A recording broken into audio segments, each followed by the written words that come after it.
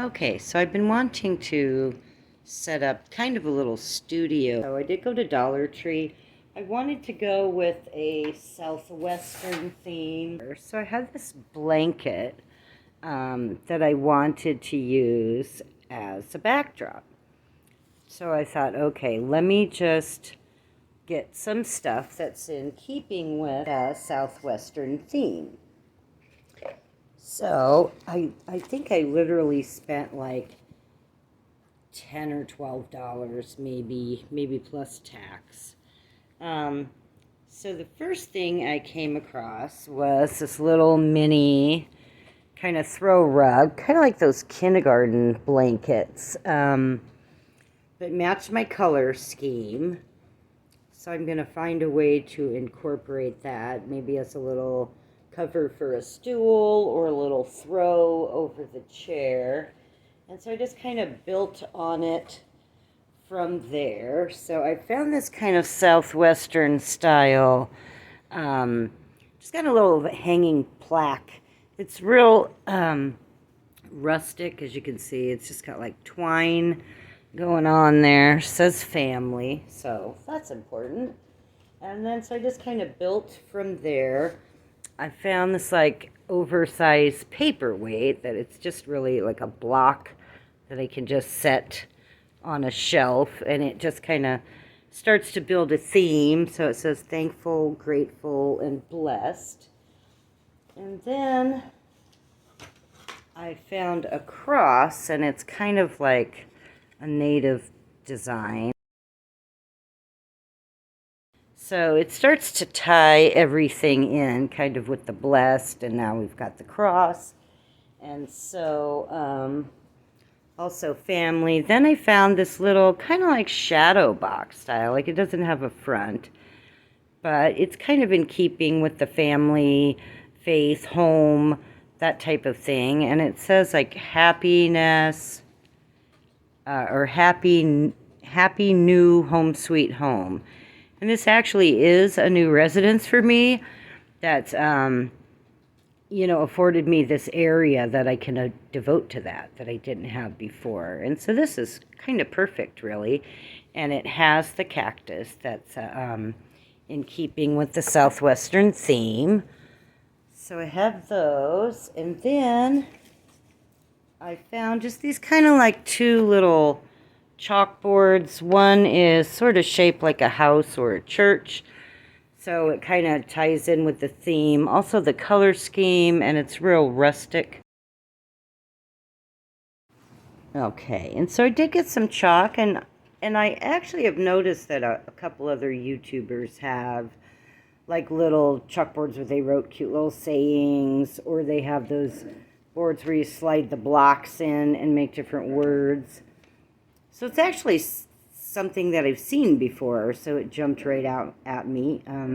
So to get some chalk so that I can, write on the chalkboards. I'm kind of leaning towards the white. I did pick up a multicolor box, in case I change my mind. And then I also, and I just noticed this, I bought this planter pot, and it turns out that it's almost the same exact color as the one in the picture, and I swear I didn't do that on purpose. It's a little bit larger than what I wanted it to be, because I got this like greenery that is going to make it look like a plant, and there's actually just like a few different types of leaves, so it makes it look a little more natural maybe. But as you can see, it's way too small for this pot, so I'm gonna have to find a way to kind of beef it up a little, maybe glue it to the front, so that it gives that appearance of being more natural. And then, so I have that, and then I got this burlappy kind of thick twine, so you can make like a decorative border around the rim of the pot. I don't know, I'm just going to kind of play around with it and see what I can come up with, just to kind of add a little more rustic flair. It was just hanging there, so I thought, well, let me just get it. So I have that. So that's pretty good. I mean, it's under $20, and I'm going to be adding it in with some like furniture pieces that I already have. And of course, like I said, I already have the blanket. But I mean, it's really a good start. So anyway, it should be pretty exciting. Wow, that's not pretty.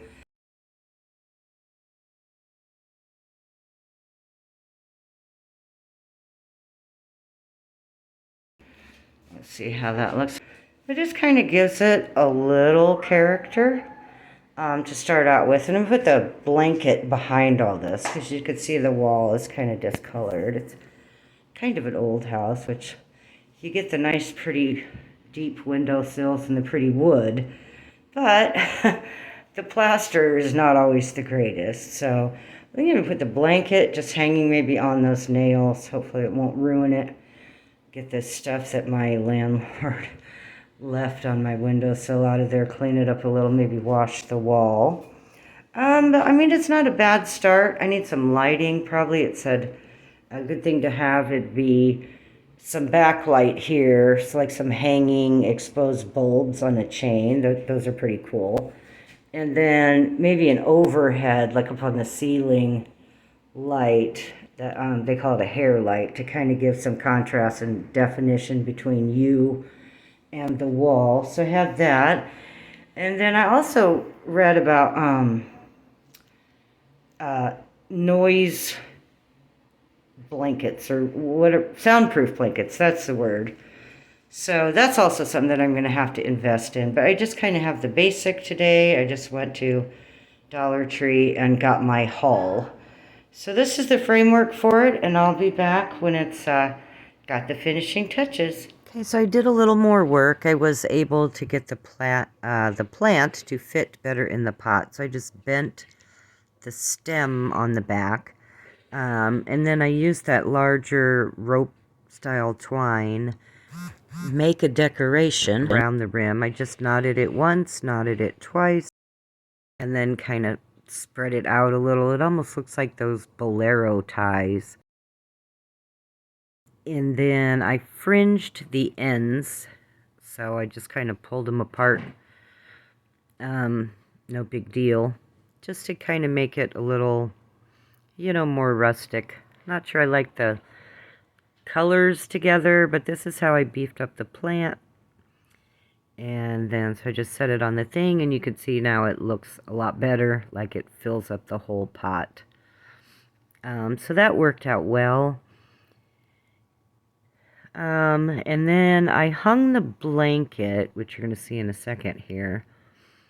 I bought a $1 roll of wrapping paper to just make it look like I painted the wall, which I did not. And then I found one extra plaque, and I went ahead and drew with the chalk on the other plaques. Now, this is the ring light I settled for. It was $5 at Five Below.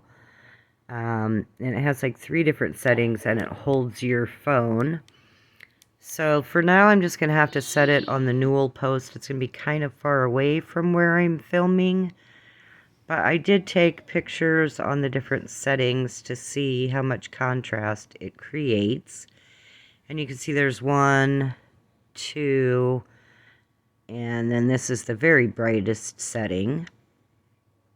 Okay, so I did a little more work, and I think it came together quite nicely. I elevated the plant by putting it on top of a cookie tin and then using the extra rope twine around it just to kind of give it some flair. Anyway, so there you have it. It's the completed studio. Under $25. Thanks for watching.